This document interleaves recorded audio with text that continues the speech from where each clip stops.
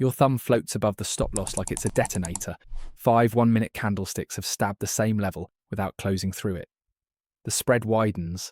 Level 2 flashes like an ambulance, and your chest tightens.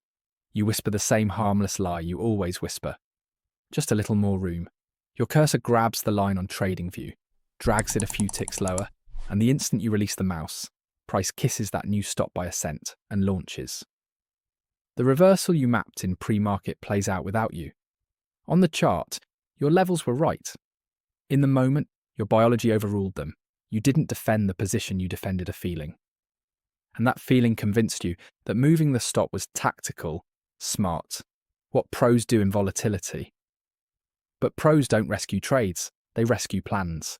The market didn't beat you with information, it beat you with urgency.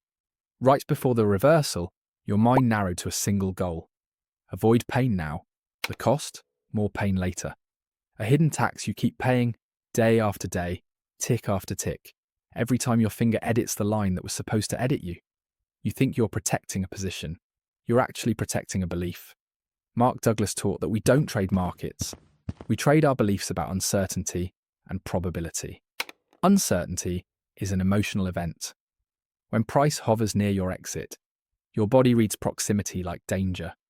Cortisol rises, vision narrows, and time warp seconds feel like emergencies. In that state, you slide from plan to improvisation.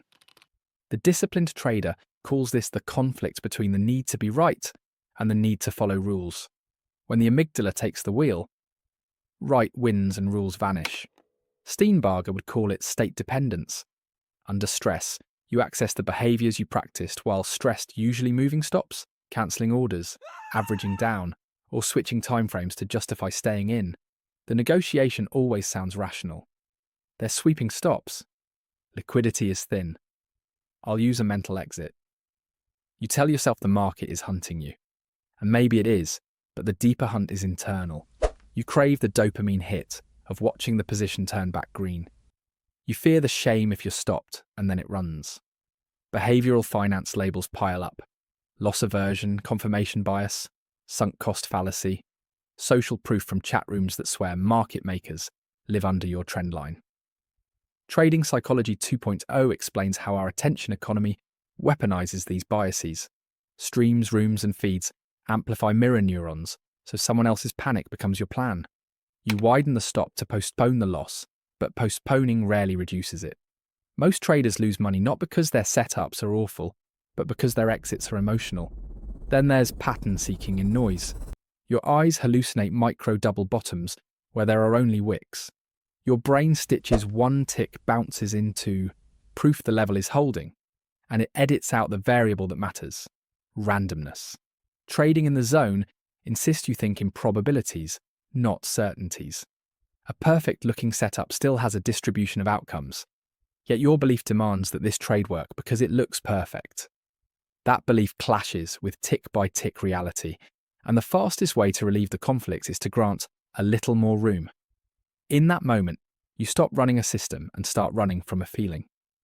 Notice the paradoxes the market exploits. More analysis often creates worse results because it gives fear more places to hide. Tighter stops, chosen to feel safe, can create bigger losses via repeated tags, slippage, and revenge trades. The best trades feel uncomfortable at entry. The comfortable ones are frequently late.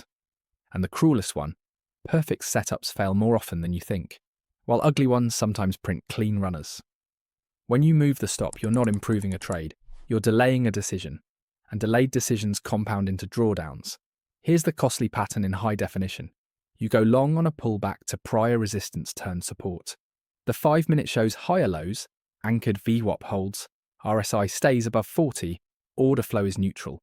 You size so the distance to your stop beneath the last swing equals 1R clean. First wick stabs and rejects. Your nervous system interprets the stab as a judgment, not a test. You slide the stop 3 cents. Second wick dips deeper. You remove the stop for a minute. Third push loses the level. The 5-minute closes below. Volume expands, and you rationalize, it's extended, it'll reclaim. You add to fix the average. Now it's not a setup, it's a negotiation. When it finally reclaims and prints the reversal you planned for, your new stop restored in a panic sits right where the reclaim shakes out. Tagged, out. The move runs without you, the fees were small, the habit was expensive. Or flip it. You short weak guidance on the open. First flush pays, dopamine hits, and when it reverts to VBUP, you tighten the stop to feel responsible. The second push tags you by a tick, and then waterfalls. Slippage on 2 restarts eats a day's limit before 10:30. Tighter stops felt prudent. They amplified noise and spread. The platform didn't beat you. Your physiology did. Meet Marcus. He blew up twice by moving lines and now treats stops like fuses. They either blow to save the house, or the house burns. He's the risk manager archetype with a system trader spine. His desk is 3 monitors, not 6. Left, daily and hourly context with moving averages and volume profile. Middle, 5-minute and 1-minute execution on TradingView with only what he uses: price, anchored VWAP, RSI, prior day's high-low. Right, blotter and journal. His blotter shows open heat in R, not dollars. His rules steal from the way to trade mechanical clarity and from market wizards' humility earned by reading other people's obituaries. Pre-market, Marcus runs 5 steps. 1. Write biases, gappers, sector strength, catalysts, and how each might lure him into forcing a direction. 2. Define invalidation for each A+ setup on the chart, not in his head, under the higher low for longs, above the supply shelf for shorts. 3. Pull stats from his own log, expected adverse excursion by setup and timeframe. 4. Size so the distance to invalidation equals exactly 1R. If the stop is wide, the size is small.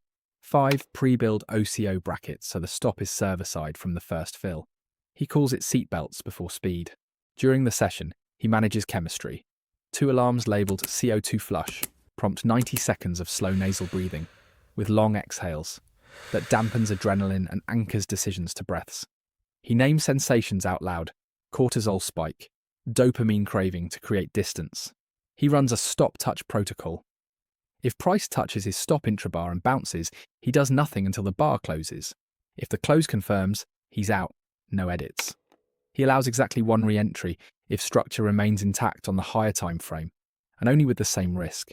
Revenge is banned. Mirrors are banned too, no social feed when in a trade, no copying someone else's urgency. His rules operationalize paradox. Because perfect setups still fail, he never increases size mid-trade just because it looks perfect. Because tighter stops often produce bigger losses, he never tightens until first target is hit. Because more analysis often yields less clarity. He hides everything except execution timeframes when he's in a trade. No social feeds, no chat, no extra indicators. If he violates a rule, the cooling off ladder kicks in. Next 2 trades at half size. Second violation ends the session. Daily heat is capped at 3R. If he's down 2R, the third trade must be A+, and it's the last. If he's up 2R, give back cannot exceed 1R. He never averages down. Ever. If he deletes a stop, he closes the platform. That's not drama, that's survival. You can wire this into your hands. Start with visibility. Use server-side hard stops or OCO brackets so execution doesn't rely on willpower. Decide invalidation, where the setup is wrong beneath the swing low. Beyond the liquidity shelf? Above the supply edge, not where the loss feels tolerable. If that distance feels huge, that's a sizing problem, not a stop problem. Measure pain before you feel it. For each setup, flag break, pullback, opening drive track, expected adverse excursion by time frame. Over 100 trades, you might learn your 5-minute pullbacks dip 12 to 18 cents before running. Build that into the plan by placing stops beyond usual noise and reducing size. Suddenly, the wick that used to trigger panic becomes a priced cost of business. Add friction where you fail. Disable chart drag edits once an order is live. Map hotkeys that only move stops in your favor. Create an emergency macro that flattens everything if you catch yourself deleting a stop. In your journal, levy a line-moving tax. Whenever you widen, write a paragraph with screenshots explaining what changed in the thesis on the higher time frame. Most of the time, nothing changed but your feelings. Build rituals that talk to the body faster than thoughts. Anchor breaths to actions.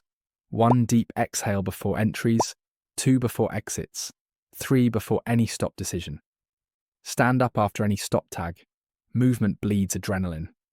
Keep a printed card with the phrases your brain uses to justify line moves. They're hunting. Just a little more room. Mental stop, and counters next to each. Read the counters before you touch the mouse. Translate statistics into rules. Daily heat. Max 3R. Give back. If up 2R, finish no worse than +1. 1 re-entry per idea. No averaging down. Move to break even only after first partial. Trail behind structure, not candles. If you break a rule, trigger the cooling off ladder automatically. Risk management is survival. Most traders lose money not because entries are bad, but because exits are emotional. Practice re-entry without resentment until it's muscle memory.